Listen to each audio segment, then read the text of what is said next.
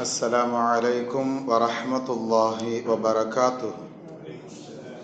نحمده ونستعينه ونستغفره ونؤمن به ونتوكل عليه ونعوذ بالله من شرور أنفسنا ومن سيئات أعمالنا. من يهده الله فلا مضل له ومن يضلله فلا هادي له.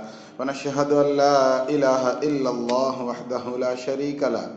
ونشهد أن سيدنا مولانا محمدا عبده ورسوله. قال الله تعالى في القرآن العظيم والفرقان المجيد: أعوذ بالله من الشيطان الرجيم. بفضل بسم الله الرحمن الرحيم.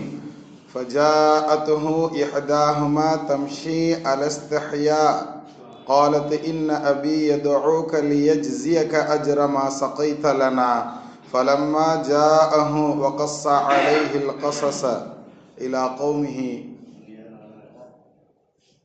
قال نبينا صلى الله عليه وسلم: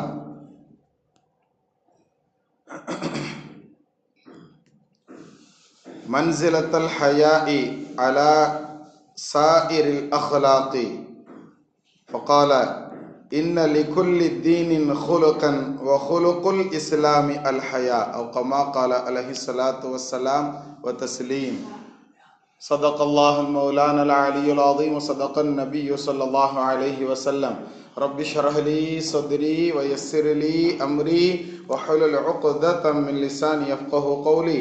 سبحانك لا علم لنا إلا ما علمتنا إنك أنت العليم الحكيم. புகழ் அனைத்தும் அல்லாஹ்விற்கே சொந்தம்.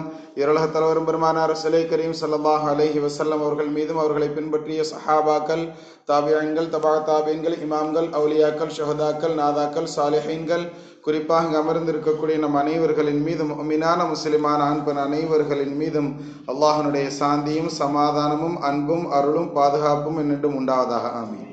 1446வது ஹிஜ்ரி ஆண்டு இது. 6வது மாதமான ஜமாதுல் ஆஹிர் மாதம் பிறை 3 முதலாவது ஜும்மாவிலே நாம் அமர்ந்திருக்கிறோம். அல்லாஹ் தஆலா இந்த ஜும்மாவினுடைய அனைத்து நலன்களையும் அடைந்து கொண்ட நல்லவர்களாகவும் நம் அனைவர்களையும் அல்லாஹ் கபூல் செய்வானாக. நோயற்ற வாழ்வை நம் அனைவர்களுக்கும் அல்லாஹ் நசீபாக்கி தருவானாக. அவனை நினைத்து வாழக்கூடிய நல்ல முஃமின்களாக நம் அனைவர்களையும் அல்லாஹ் பொருந்தி கொள்வானாக. நல்ல மனைவி மக்களை தந்தருள் புரிவானாக. ஆஸ்பத்திரிகளுடைய செலவுகள் சிரமங்களை விட்டு அல்லாஹ் காத்தருள் புரிவானாக. பிஹக்கி சய்யிதினா வ ஆலி சய்யிதினா முஹம்மதின் ஸல்லல்லாஹு அலைஹி வஸல்லம். கண்ணியமானவர்களா, ஈமான் அப்படிங்கிறது உள்ளத்தினால் உறுதி கொள்ளணும், நாவினால் சொல்லணும், உறுப்புகளால் அதனை செயல்படுத்தணும். இதற்கு பெயர் ஈமான். எதையெல்லாம் நம்பணுமோ அதை பூரா உள்ளத்தினால நம்புறது. 7 விஷயங்களை நம்புறது அப்படின்னு சொல்லி நம்ம ஆரம்ப காலங்களில் இருந்து சொல்லிக்கிட்டு இருக்கிறோம். 7 விஷயங்களை நம்புவது. அல்லாஹ் நம்புறது, ரசூலுமார்களை நம்புவது, வேதங்கள் எத்தனை வந்திருக்கிறதோ அத்தனையும் நம்புறது. இது மாதிரி உண்டான 7 விஷயங்கள். மௌத்துக்கு பின்னால் உண்டான எழுப்புதல்ங்கிறது நம்புறது, கேள்வி கணக்கு உண்டு என்பதை நம்புறது. இது மாதிரி 7 விஷயங்களை நம்புதல்ங்கிற இந்த நம்பிக்கைங்கிறது உள்ளம் சம்பந்தப்பட்டது. நம்புறது. அப்படி நம்பின அந்த விஷயத்த நம்ம வாயினால் நாக்கினால் மொழிவது அப்படிங்கிறதையும் நமக்கு என்ன செய்யறாங்க, இமாம்கள் சொல்லி தர்றாங்க. மொழிந்த விஷயத்தை அப்படியே நான் நம்பிட்டேன், நான் சொல்லிட்டேன் அப்படிங்கிறது மட்டும் இல்லாம நம்மளுடைய வாழ்க்கையில் செயல்படுத்துவது அப்படிங்கிறதும், இது 3ம் சேர்ந்தது தான் ஈமான். சரிங்களா? ஒரு நபரை முஸ்லீம்னு சொல்றோன்னு சொன்னாலோ, முஃமின் அப்படின்னு சொல்றோன்னு சொன்னாலோ, அவர்கிட்ட இந்த 3 அம்சங்களும் இருக்கணுங்கிறத சுருக்கமா ஷார்ட்டா விளங்கிக்கோங்க. அல்லாஹ் தஆலா விளங்கக்கூடிய தௌஃபீக்கை நமக்கு தந்தருள் புரிவானாக. ஒரு ஹதீஸ்ல நபி ஸல்லல்லாஹு அலைஹி வஸல்லம் அவர்கள் அருமையாக சொல்லி தருவாங்க. அதாவது ஈமான் அப்படிங்கிறதுக்கு 70க்கும் மேற்பட்ட கிளைகள் உண்டு. ஈமான் உள்ள நபர் அப்படிங்கிறதுக்கு இப்ப நம்ம எப்படி ஷார்ட்டா 3 விஷயம் சொன்ன பாருங்க.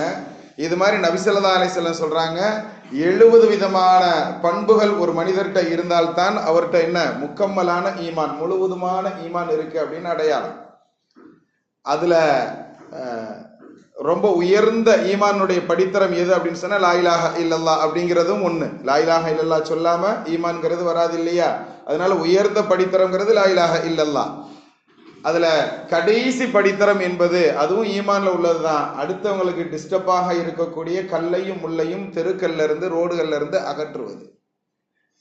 இப்படி நகர்த்தக்கூடிய இந்த விஷயம், ஒரு பாட்டில் உடஞ்சு கிடக்குது, ஒரு பீங்காங் கிடக்குது, அதை பார்த்துட்டு நம்ம அப்படியே கிராஸ் பண்றது வந்து நம்மளுடைய ஈமான்ல கடைசி தரம் கூட இல்லை என்பதை நமக்கு உணர்த்தக்கூடிய செயல்ங்கிறத நமக்கு நபி ஸல்லல்லாஹு அலைஹி வஸல்லம் சொல்லி தர்றாங்க. அப்ப ஈமானுடைய கடைசி அந்தஸ்து என்னன்னா, அடுத்தவனுக்கு இடைஞ்சல் தரக்கூடிய ஒரு செயல் ரோட்ல கிடந்தா அதை அகற்றுவது கூட அது ஈமானுடைய கடைசி தரம் அப்படின்னு சொல்லியிருக்கிறாங்க. ஸோ முதல் தரம் கடைசி தரம் ரெண்டையும் நமக்கு நபி ஸல்லல்லாஹு அலைஹி வஸல்லம் உதாரணத்துக்கு சொல்லிட்டு, இது எப்படி ஈமானுடைய விஷயங்கள்ல ஒன்னாக இருக்குதோ இது மாதிரிதான் அல் ஹயா, வெட்கம் அப்படிங்கிறது இருக்குது, இதுவும் ஈமானினுடைய ஒரு பங்கு தான் அப்படிங்கிறத நபி ஸல்லல்லாஹு அலைஹி வஸல்லம் சொல்றாங்க. அல் ஹயாஉ ஷுஅபத்தும் மினல் ஈமான், வெட்கப்படுதல் அப்படிங்கிறது இருக்குது, வெட்கம் அப்படிங்கிற இந்த குணம் இருக்கிறது, இது ஈமானினுடைய ஒரு பகுதி, ஒரு பங்கு அப்படிங்கிறத நமக்கு நபி ஸல்லல்லாஹு அலைஹி வஸல்லம் சொல்லி தர்றாங்க. எப்படி லா இலாஹ இல்லல்லாஹ்ங்கிறத சொன்னாதான் ஈமான்கிறது நமக்கு வந்ததாக ஆகும். அது ஈமானுடைய பகுதிகளில் முதலாவது தரத்தை உடையது. கடைசி தரத்தை உடையது எது அப்படின்னு பார்க்கும்போது வழியில் கிடக்கிற கல்லையும் முள்ளையும் அகற்றுவது அப்படிங்கிறத நாம பார்த்தோம். இது எப்படி ஈமான்ல ஒரு அந்த 70 சொச்சங்கள்ல 70 கிளைகளில் ஒன்றாக இவைகள் எல்லாம் இருக்கிறதோ, இது போன்று வெட்கப்படுதல், வெட்கம் என்ற குணம் இருக்கிறது, இதுவும் நம்மளுடைய ஈமான்ல ஒரு பங்கு அப்படிங்கிறத நமக்கு நபி ஸல்லல்லாஹு அலைஹி வஸல்லம் தெளிவுபடுத்துறாங்க. கண்ணியத்திற்குரியவர்களே, அந்த வெட்கம் பற்றிய சில செய்திகளை இன்ஷா அல்லாஹ் இன்றைய தினத்துல நாம தெரிந்து கொள்ளலாம். அமல் செய்யக்கூடிய பாக்கியவான்களில் அல்லாஹ் நம்மை கபூல் செய்வானாக. கண்ணியமானவர்களை, நம்மளுடைய மானம் மறைக்கப்படக்கூடிய அந்த விதங்களில் நாம் நடந்து கொள்றது, அந்த மானம் ஓப்பன் ஆகும் போது அல்லது விளக்கப்படும் போது நம்மளுக்கு ஏற்படக்கூடிய ஒரு விதமான அந்த பண்பை தான் நாம் வெட்கம் என்பதாக நாம் என்ன செய்யறோம் சொல்றோம். இந்த வெட்கம் அப்படிங்கிறது எல்லா இடங்களிலையும் நபி ஸல்லல்லாஹு அலைஹி வஸல்லம் ரொம்ப பேணி பாதுகாக்கணும்னு சொல்லியிருக்கிறாங்க. இது ஒரு ஹதீஸ்ல இப்படி அருமையாக சொல்லி தருவாங்க. வெட்கம் இருக்கிறத ஈமான், இந்த ஈமான்ல ஒரு பகுதி அப்படின்னு வெட்கத்தை சொல்லிட்டு, இந்த வெட்கம் யார்கிட்டையாவது இல்லைன்னா அவர்கிட்ட ஈமான் இல்லைன்னு அர்த்தம், விளங்கிக்குங்கிறதையும் நமக்கு நபி ஸல்லல்லாஹு அலைஹி வஸல்லம் சொல்லி தர்றாங்க. கண்ணியத்திற்குரியவர்களை, இன்னொரு ஹதீஸ்ல இப்படி சொல்லுவாங்க, அல் ஹயாஉ வல் ஈமானு, ஈமானும் இந்த வெட்கம் ஹயாவும் கொரோனா ரெண்டும் ஒன்னோடு ஒன்று இடியாப்பத்தை போன்று பின்னப்பட்டது, ரெண்டுல ஏதாவது ஒண்ணு ஒரு மனிதர்கிட்ட இல்லைன்னா அவர்கிட்ட இன்னொன்னும் இருக்காது அப்படிங்கறத நபி ஸல்லல்லாஹு அலைஹி வஸல்லம் சொல்லி தர்றாங்க. ரெண்டும் ஒன்றோடு ஒன்று பின்னப்பட்டது, ரெண்டுல ஏதாவது ஒண்ணு இல்லைன்னு சொன்னாலும் இன்னொன்னு தன்னால போயிடும் அப்படிங்கறத நபி ஸல்லல்லாஹு அலைஹி வஸல்லம் சொல்றாங்க. ரெண்டுல ஒன்று ஒரு இடத்துல இருக்குன்னா இன்னொன்றும் வருவதற்கு இன்னொன்னு இருந்தா தான் அந்த ஒண்ணு இருக்கிறதாக ஆகுங்கிறத நமக்கு நபி ஸல்லல்லாஹு அலைஹி வஸல்லம் சொல்லி தர்றாங்க. ஆக இந்த ரெண்டு விஷயம், ஈமான் இருக்கா அப்படிங்கிறத நம்ம செக் பண்ணி பார்க்கணும்னா தனிமையிலும் நம்மளிடத்துல வெட்கம் இருக்கிறதா அப்படிங்கிறத நாம் தட்டி பார்க்கணும். கண்ணியத்திற்குரியவர்களை, அதுதான் நம்மளிடத்துல ஈமான் இருக்கிறதா இல்லையாங்கிறதுக்கு உண்டான பெரிய தட்டுதல் அப்படிங்கிறத ஞாபகப்படுத்திக்கணும். அல்லாஹ் தாலா உண்மை விளங்கி அமல் செய்யக்கூடிய பாக்கியவான்களை நம்ம கபூல் செய்வானா. ஒரே ஒரு சில இடங்கள்ல மட்டும் நபி ஸல்லல்லாஹு அலைஹி வஸல்லம் வெட்கப்படக்கூடாதுன்னு சொல்லியிருக்கிறாங்க. வெட்கம் அந்த இடத்துல தேவையில்லை அப்படிங்கிறத ஜாடையாக சொல்லியிருக்கிறாங்க, ரொம்ப ஓப்பனா கூட கிடையாது. சரிங்களா?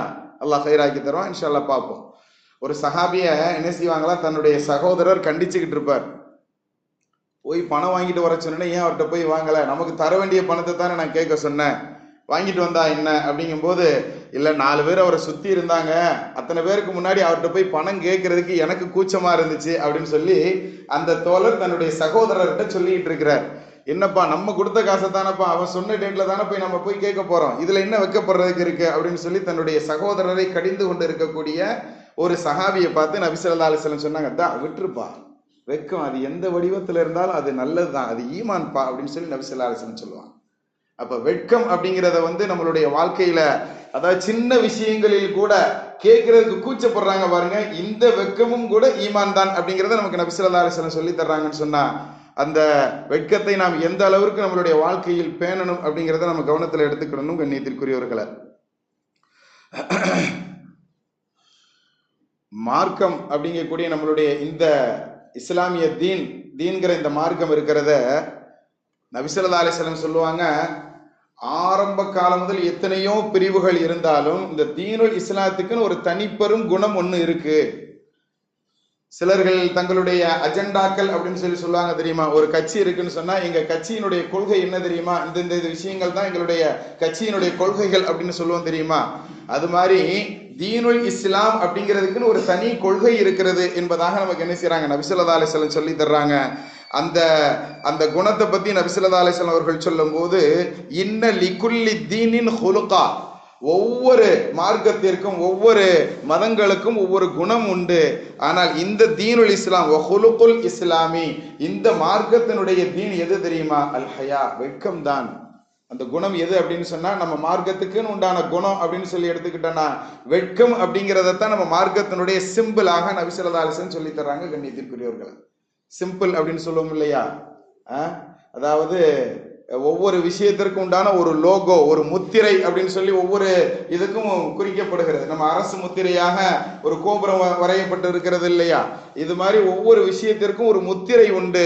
அது போன்று இந்த மார்க்கத்தினுடைய முத்திரை என்பதாக அடையாளமாக எதனை நபி ஸல்லல்லாஹு அலைஹி வஸல்லம் சொல்றாங்கன்னா, அந்த அடையாள குணம்ங்கிறது வெட்கம் தான் அப்படிங்கிறத நமக்கு உறுதிபட நபி ஸல்லல்லாஹு அலைஹி வஸல்லம் சொல்லி தர்றாங்க. கண்ணியத்திற்குரியவர்களை, அல்லாஹ் தஆலா அந்த வெட்கத்தோடு இருக்கக்கூடிய பண்பாளர்களை அல்லாஹ் நம்ம அனைவர்களையும் கபூல் செய்வானா.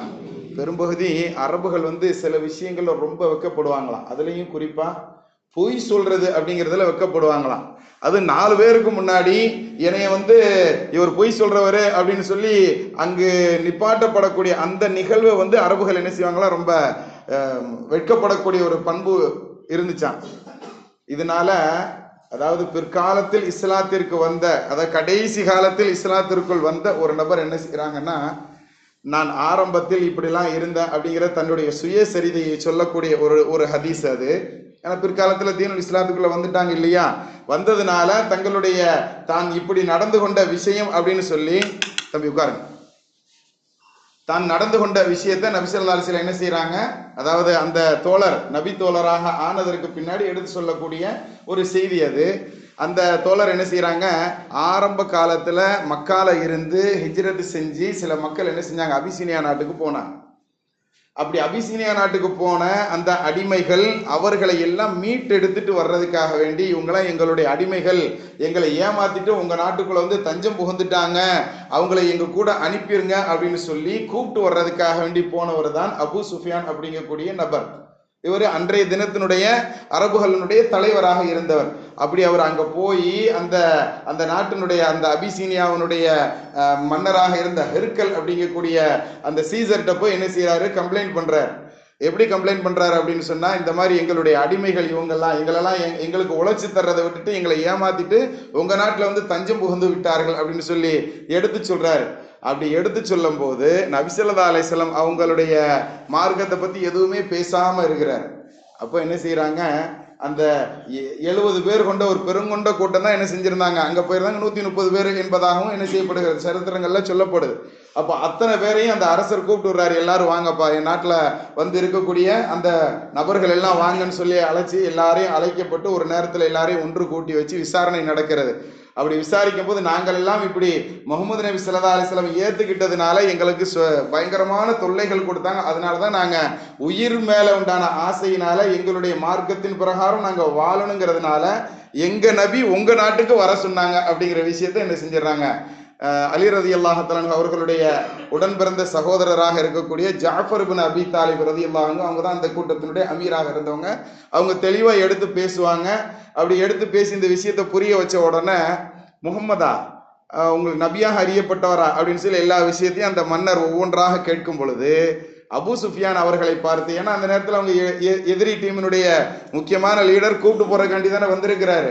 அப்ப அவர்கிட்ட என்ன செய்வாங்க, விசாரிப்பாங்க முகம்மது பத்தி, அவர் என்ன மக்களுக்கு என்ன சொல்லி கொடுக்கிறாரு, அவருடைய பண்புகள் என்ன, எல்லாத்தையும் கேட்கும் போது எனக்கு அந்த நேரத்துல கொஞ்சம் வெக்கமா இருந்துச்சு. முகமது நபி ஸல்லல்லாஹு அலைஹி வஸல்லம் அவங்களை பத்தி இல்லாததெல்லாம் சொல்லிடலாம் தான் என்னுடைய மனசுல தோணுச்சு. இருந்தாலும் பிற்காலங்களில் என்னுடைய சகாக்களுக்கு மத்தியில் அது போன்ற செய்திகள் பேசப்படுறத நான் வெக்கப்பட்டேன். அதனால நபியை பத்தி உண்மையை மட்டும்தான் நான் அங்கு பேசினேன் அப்படிங்கிற விஷயத்த சொல்றேன். சோ அந்த வெட்கம்ங்கிறது அவரை பொய்யிலிருந்து காப்பாத்தி இருக்குது. அதுவும் தீனுல் இஸ்லாத்துக்குள்ள வர்றதுக்கு முன்னாடியே ஒரு மனுஷனை காப்பாத்தி இருக்குன்னு சொன்னா அந்த வெட்கம்ங்கிறது எவ்வளவு மகத்துவம் வாய்ந்தது அப்படிங்கறத கவனிக்கணும். நம்மளிடத்துல பாவங்கள் நிகழாமல் இருக்கணும்னு சொன்னா அந்த வெட்கம்ங்கிற அந்த பழக்கத்தை நாம கை கொள்ளணும் அப்படிங்கறத நமக்கு என்ன செய்யப்படுகிறது. இந்த போன்ற விஷயங்கள்ல இருந்து நம்மளுக்கு, அதாவது ஜாஹிலியாவினுடைய காலங்களிலேயே தீனுல் இஸ்லாத்தை ஏற்காத ஒரு நபருக்கு இது போன்ற ஒரு பண்பை வெட்கம் கொடுத்திருக்கிறது. பொய் சொல்லுதல் அப்படிங்கிறதுல இருந்து அவரை காப்பாத்தி இருக்குன்னு சொன்னா, அப்ப நாம் தீனுல் இஸ்லாத்தை ஏற்றவர்கள் நாம் செய்யக்கூடிய விஷயங்களில் எவ்வளவு வெட்கப்பண்போடு எவ்வளவு உத்தமமானவர்களாக நடந்து கொள்ளணும் அப்படிங்கிறத நாம் கவனத்தில் எடுக்கணும். கண்ணியத்திற்குரியவர்களை அல்லாஹ் அப்படிப்பட்ட பாக்கியவான்களை நம்ம கபூல் செய்வானாக. சஹாபாக்கள், நிறைய சஹாபாக்கள் ஒவ்வொரு செய்தி வெட்கத்தை பத்தி என்ன செஞ்சிருக்கிறாங்க, நிறைய அருமையான விஷயங்களை எல்லாம் சொல்லி இருக்கிறாங்க. உமர் நாயகம் ரலியல்லாஹு தஆலா அவர்கள் சொல்லுவாங்க, மன் கல்ல ஹயாவுஹு கல்ல வரஉஹு, யார்கிட்ட வெட்கம் குறைய ஆரம்பித்து விட்டதோ அவரிடத்துல பேணுதல் அப்படிங்கிறது இருக்காது. பேணுதல்ங்கிறது இருக்காது.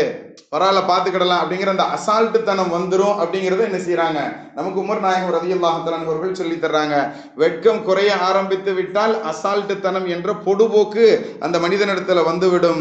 வமன் கல்ல வராகு, யார்கிட்ட அந்த பேணுதல் குறைய ஆரம்பிச்சிருச்சோ மாத்த கல்புஹு, அவருடைய உள்ளம் மரணித்து விடும் என்பதை நபி ஸல்லல்லாஹு அலைஹி வஸல்லம், அதாவது உமர் நாயகம் ரலியல்லாஹு தஆலா அவர்கள் சொல்லி தருவதாக நமக்கு ஹதீஸ் கிதாபுகள்ல பார்க்க முடியும். கண்ணியத்திற்குரியவர்களை, அதே மாதிரி இப்னு அனஸ் இப்னு மாலிக் ரலியல்லாஹு தஆலா அவர்கள் சொல்லும் பொழுது அருமையாக ஒரு விஷயத்தை சொல்லி தருவாங்க. மகானல் ஃபஹ்ஷு, அதாவது வெட்கத்துக்கு ஆப்போசிட்டா உள்ளது அருவருப்பானது அப்படிங்கிற மாதிரி உண்டான சில விஷயங்களை என்ன செய்யறாங்க, நமக்கு சொல்லி தர்றாங்க. ஆபாசம்னு கூட எடுத்துக்கிடலாம். நம்மளுடைய ஆபாசமான விஷயங்கள் எது எதெல்லாம் இருக்குதோ அது அந்த விஷயத்தினுடைய கண்ணியத்தை குலைத்து விடும் அப்படிங்கிறத நமக்கு அனஸ் நாயகம் ரலியல்லாஹு தஆலா அவர்கள் நமக்கு சொல்லி தர்றாங்க.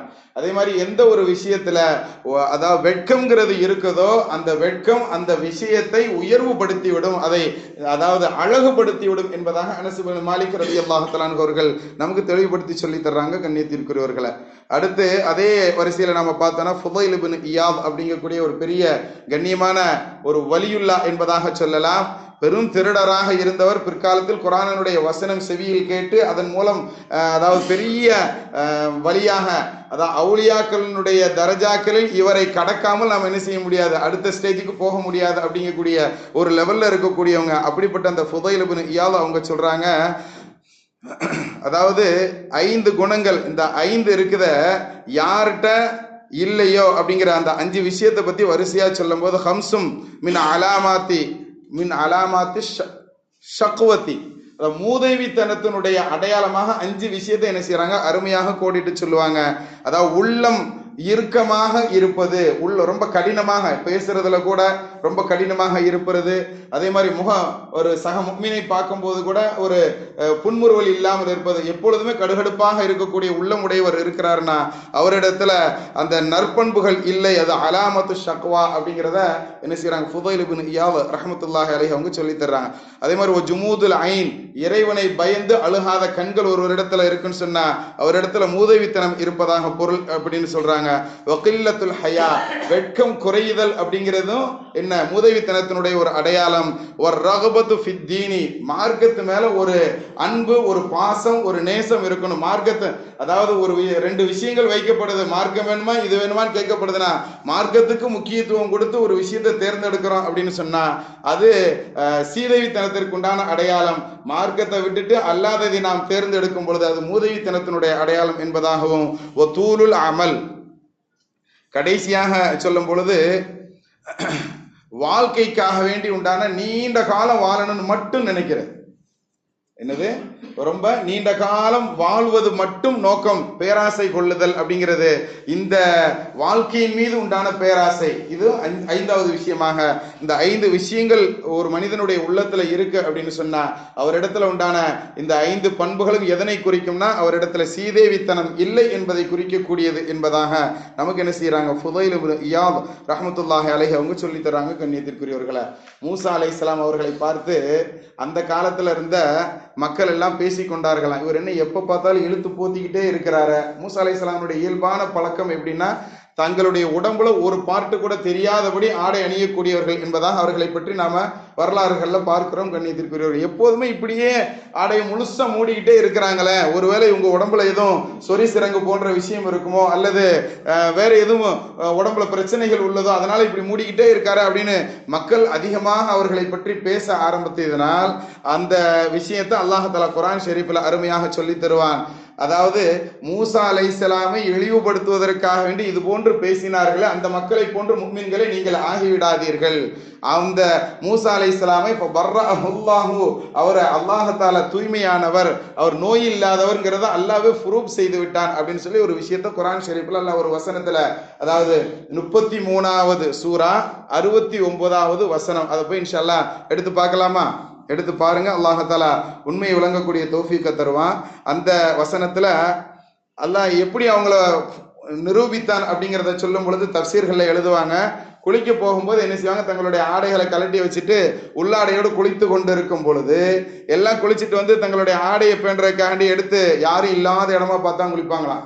யார்? மூசா அலைஹிஸ்ஸலாம். அப்ப அது போன்று தங்களுடைய ஆடையை அணிவதற்காண்டி வரும் பொழுது அது எந்த கல்லு மேல ஆடையை கலட்டி வச்சிருந்தாங்களோ அந்த கல் என்ன செஞ்சான், ஊர் பூரா ஓட ஆரம்பிச்சிச்சான். அந்த ஓடிய கல்லை பார்த்துக்கிட்டு, கல்லே என்னுடைய ஆடையை கொடுத்துரு, சியாபி என்னுடைய ஆடை, கல்லே என்னுடைய ஆடையை கொடுத்துருன்னு சொல்லி பின்னாடியே ஓடுனாங்களாம்.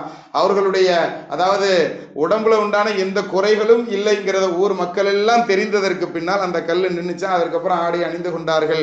இப்படித்தான் அல்லாஹ் தஆலா ஃபபர்ரஅஹுல்லாஹ், அவங்க உடம்புல எந்த விதமான வெண்குஷ்டமும் இல்லை, அவங்கள்ட்ட சொறி இல்லைங்கிறத அல்லாஹ் மக்களுக்கு ப்ரூவ் செய்தான்ங்கிற அந்த விஷயத்தை இந்த ஆயத்தினுடைய தஃசீர்கள் எழுதுவாங்க. கண்ணியத்திற்குரியவர்களே, ஆக வெட்கம் அப்படிங்கிறது அது எந்த அடிப்படையில இருந்தாலும் சரி, அது ஹைரை கொண்டு வந்து தரக்கூடியது தான் அப்படிங்கிறது தான் நமக்கு இது போன்ற விஷயங்கள் எல்லாம் சொல்லி தரும். அல்லாஹ் உண்மை விளங்கி அமல் செய்யக்கூடிய பாக்கியவான்களை நம்மை கபூல் செய்வானாக. பிஹக்கி சய்யிதினா வ ஆலி சய்யிதினா முஹம்மதின் ஸல்லல்லாஹு அலைஹி